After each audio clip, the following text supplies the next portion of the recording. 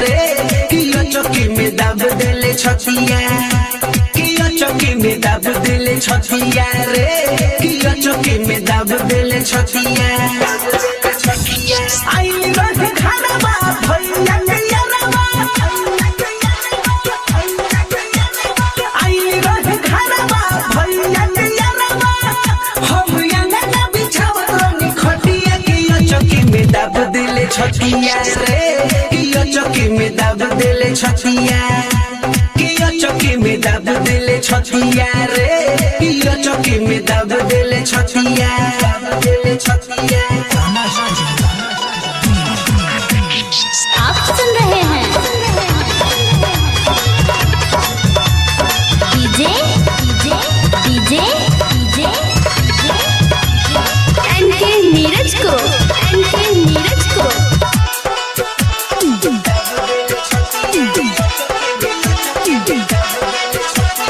हमारी बहनी सुनाई सखिया कहिए से बनल बा भैया के सखिया हमारी बहनी सुनाई सखिया कहिए से बनल बा भैया के सखिया सभी कोई सुता रहे आधी रात के उठ रहे सभी कोई सुता रहे आधी रात के उठ रहे अधैला सजा के में बांध के कमरिया के टूटल बैठे रीढ़ के पटिया रे किया चौकी में दाब देले छतिया किया चौकी में दाब देले छतिया रे किया चौकी में दाब देले छतिया आई रहे घरवा भैया के यारवा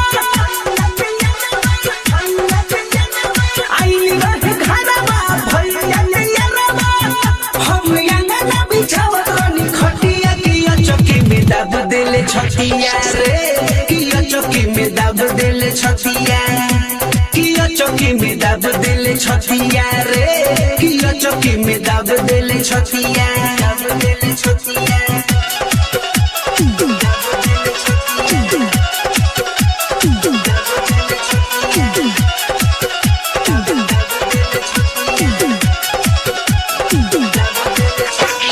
विजय के कुछ ना बुझाइल मातल जवनिया में नहीं सुझाइल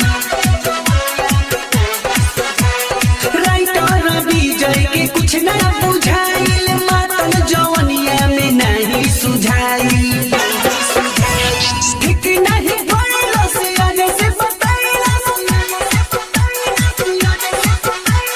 ठीक नहीं भइल से आगे से बताइला हम कैसे छुपाई अब बतिया गड़बली बगलिया पदकिया रे किया चौकी में दाब देले छतिया किया चौकी में दाब देले छतिया रे किया चौकी में दाब देले छतिया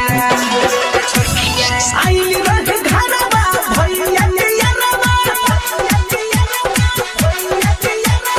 आई रहे घरवा भैया के यारवा